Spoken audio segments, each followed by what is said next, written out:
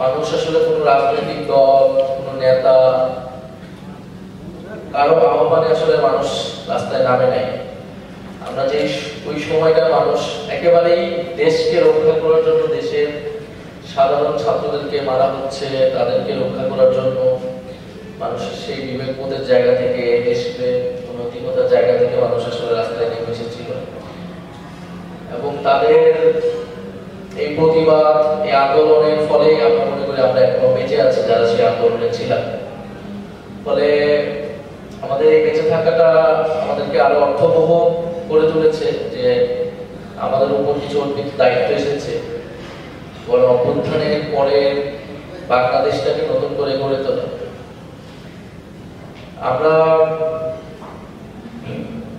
গণ অভ্যুত্থানে পরবর্তীতে অন্তর্বর্তী সরকার গঠিত হয়েছে, যে সরকারের কাছ থেকে আমাদের অনেক পাহাড় সম প্রত্যাশা ছিল। আমি নিজেও সেই সরকারের অংশীদার ছিলাম। গণ অভ্যুত্থানের পরে বাংলাদেশের জন্য দুইটা দিন ছিল। একটা হচ্ছে নির্বাচন করে ক্ষমতা হস্তান্তর করে দেওয়া, যেটা কিছু রাজনৈতিক দল সেই দাবি জানিয়েছে। আরেকটা দাবি ছিল সংবিধান থেকে শুরু করে বাংলাদেশের যে প্রতিষ্ঠানগুলো, সেই প্রতিষ্ঠানগুলোকে সংস্কারের মধ্য দিয়ে নিয়ে যাওয়া, সংবিধান পুনর্লেখন বা নতুন করে তোলা, সেটা আমাদের পক্ষ থেকে দাবি ছিল। পরবর্তীতে যে একটা সমঝোতায় আসা হলো যে আমরা কিছু সংস্কারের মধ্য দিয়ে গিয়ে তারপরে নির্বাচনের দিকে যাব। ফলে যে ব্যাপক যে আমরা সংস্কার বা দেশের পরিবর্তন আমরা চেয়েছিলাম, সেটি কিন্তু গণ অভ্যুত্থানের পরে প্রথমেই খারিজ হয়ে গিয়েছে। যে আমরা আসলে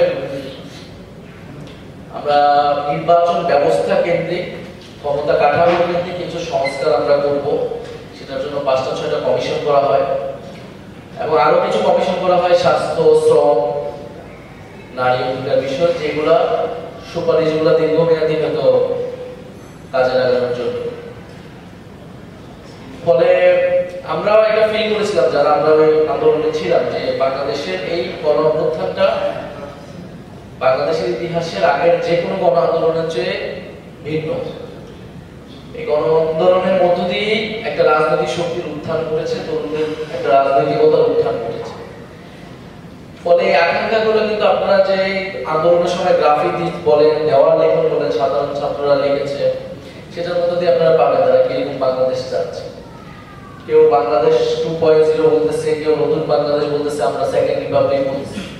অর্থাৎ আগের কাঠামোতে আর কেউ ফিরে যেতে চাচ্ছে না। ক্ষমতার পালাবদল নয়, বরং বন্দোবস্তের পরিবর্তন, রাষ্ট্র কাঠামোর পরিবর্তনটাই সবার দাবি হয়ে উঠেছিল।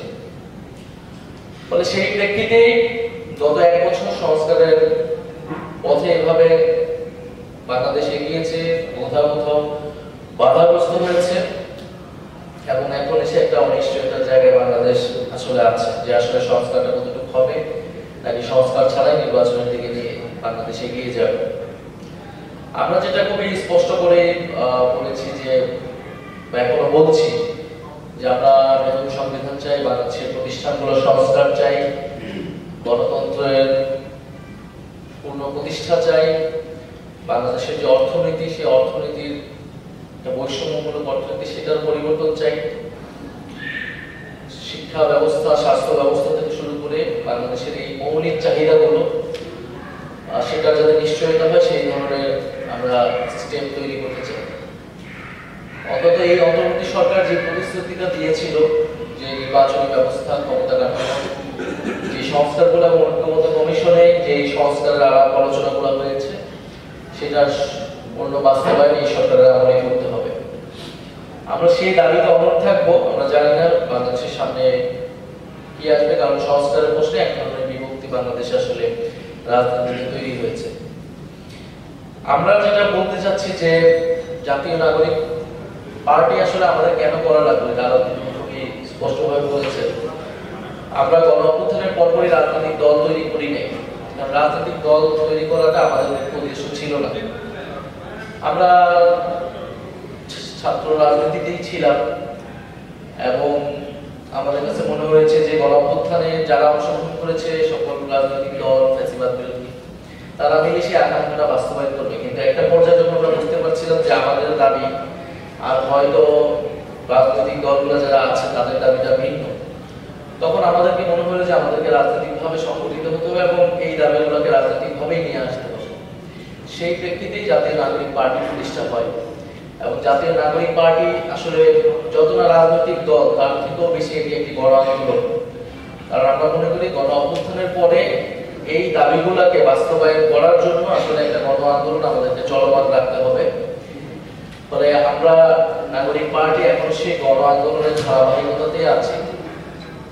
আমরা নতুন সংবিধানের দাবি জানিয়েছি এবং গণপরিষদ নির্বাচনের দাবি জানিয়েছি।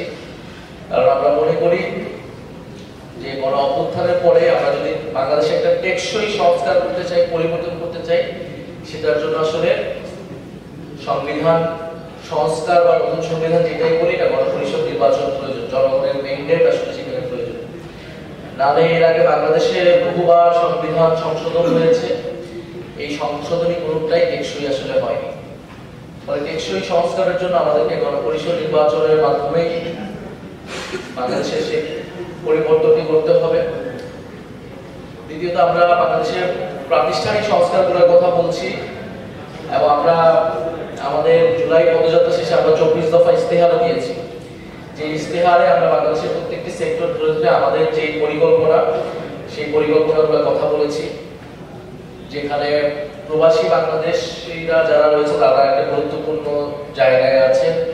কারণ আমরা গণ অভ্যুত্থানের সময়ও এই প্রবাসী বাংলাদেশি যারা রয়েছেন, বিশেষত শ্রমিকরা এবং ছাত্রছাত্রীরা এবং যারা নানান পেশায় রয়েছেন, তারা এই গণ অভ্যুত্থানে এক ধরনের জনসমর্থন, নৈতিক সাপোর্ট তৈরি করেছিলেন এবং শ্রমিকরা তো একটা বড় ডিসিশন নিয়েছিলেন রেমিটেন্স বন্ধের।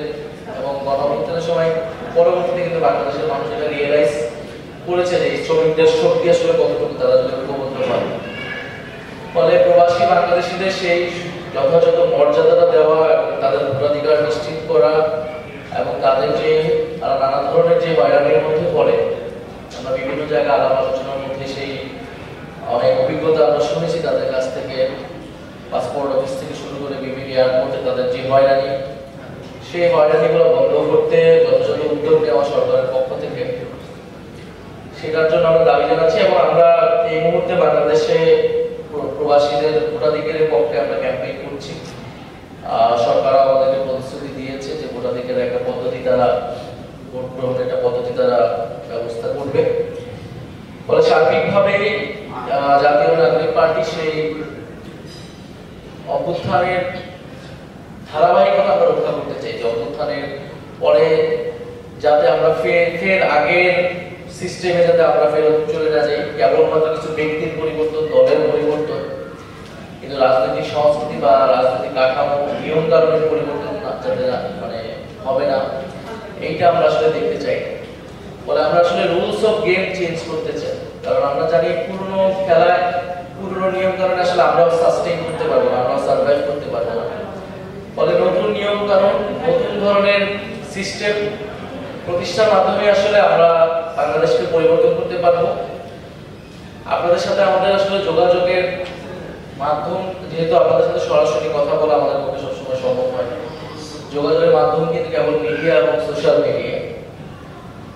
এবং আমাদেরকে গত 1 বছর ধরে আসলে নানানভাবে বিতর্কিত করার চেষ্টা করা হয়েছে, এখনো করা হচ্ছে। আমাদের প্রতি যে নৈতিক সমর্থন, সেই সমর্থন যাতে জনগণের ভেঙে যায়, সেটার জন্য এই চেষ্টাটা আসলে। কিন্তু আমরা যখন জুলাই পদযাত্রা আসলে সারা দেশের মানুষের কাছে গিয়েছি, আমরা দেখেছি যে এই যে ষড়যন্ত্র এবং এই মিথ্যার আশ্রয় নেওয়া, এটি আসলে কাজ করে নাই। কারণ মানুষ আমাদেরকে ব্যাপকভাবে আমাদেরকে গ্রহণ করেছে।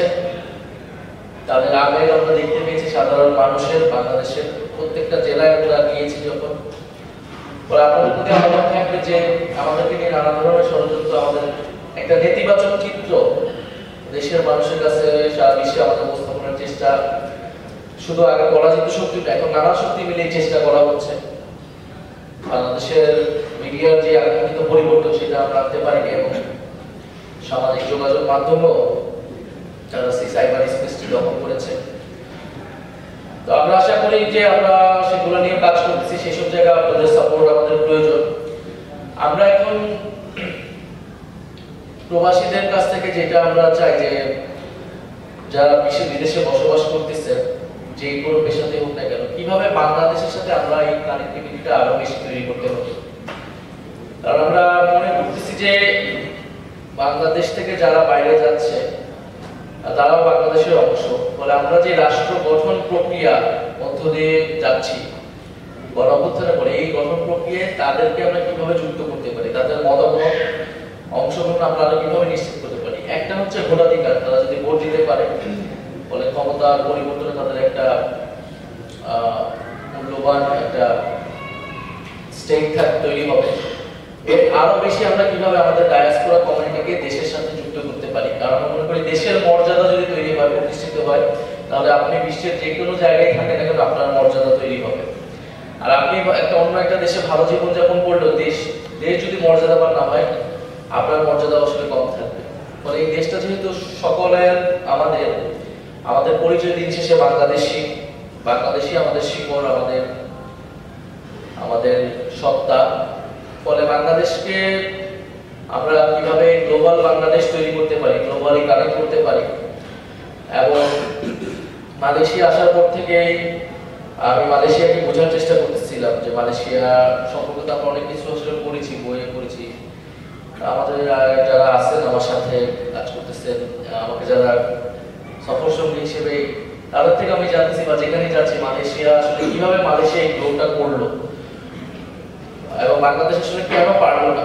আমাদের এই আত্মসমালোচনাগুলো আসলে প্রয়োজন। যে মাহাথির মোহাম্মদ ডেভেলপমেন্ট ন্যাশনালিজম ধারণা নিয়ে কাজ করেছে, শেখ হাসিনাও বিগত ফ্যাসিবাদের মধ্যে কিন্তু ডেভেলপমেন্টাল ন্যাশনালিজমই করেছে। কিন্তু মালয়েশিয়া কেন সেখানে সফলতা পাইলো, কিন্তু শেখ হাসিনা কেন পাইলো না? আসলে কেন সেখানে শুধু লুটেরা ব্যবসায়ী তৈরি হলো? এখানে কেন আমাদের ক্যাপিটাল আমাদের দেশে থাকলো না? সব টাকা কেন বিদেশে পাচার হলো? ফলে আপনি ফিলোসফি বা আদর্শ ধারণ করলো, সেটা যে আসলে মাঠে কাজ নাও করতে পারে, এটা কিন্তু একটা বড় উদাহরণ। আসলে মালয়েশিয়াতে আমরা যেভাবে দেখেছি যে ট্রেডিশন বা ধর্মের সাথে আধুনিকতার যে মেলবন্ধন, এই সম্পর্কটা তৈরি হয়েছে, এটা আমাদের জন্য একটা অনুসরণীয় ব্যাপার হতে পারে যে মালয়েশিয়াকে কিভাবে এখানে সফল হলো। যারা একই সাথে একটা মাল্টিকালচারাল মাল্টি এথনিক সোসাইটি, বহু জাতি সংস্কৃতির একটা সমাজ, একটা কসমোপলিটন সিটি মালয়েশিয়া, কুয়ালালামপুর সহ আরো একটা সিটি। আবার তারা তাদের ধর্মকেও, ধর্মীয় মূল্যবোধকেও চর্চা নানা ধরনের ব্যবস্থা তারা করেছে, সেটাকে ধারণ করছে। ফলে মালয়েশিয়ার অর্থনীতি, ধর্ম, সংস্কৃতি এবং মালয়েশিয়া যে এশিয়ান রাইজিং এর হোপ আসলে দেখিয়েছিল, যে সাউথ সাউথ সলিডারিটির কথা মালয়েশিয়া বলে আসছে দীর্ঘদিন ধরে।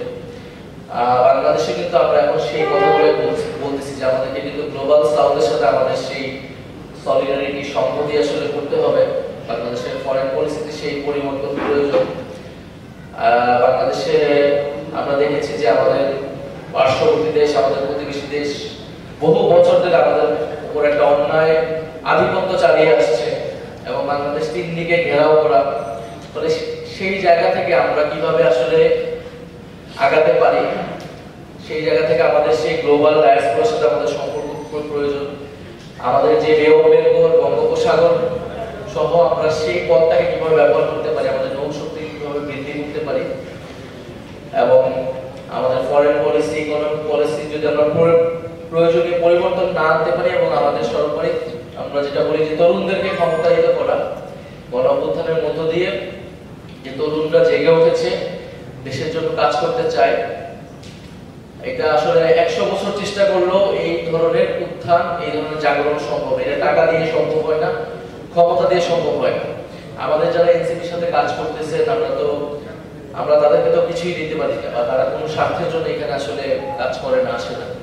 সেই দেশের একটা ট্রুলি পরিবর্তন হবে, সেই জায়গা থেকে তারা কাজ করতে চায়, আমাদের সাথে আসতে চায়। এবং আমাদের মধ্যে যদি তারা যখন কখনো কখনো এটা দেখে না, যে তখন তারা হতাশ হয়ে আসলে। ফলে আমরাও এটা বিশ্বাস করি যে আমরা যদি পরিবর্তনের পথে না যাই, গতানুগতিক কাজের পথে গেলে আমরাও আসলে সার্ভাইভ করতে পারবো।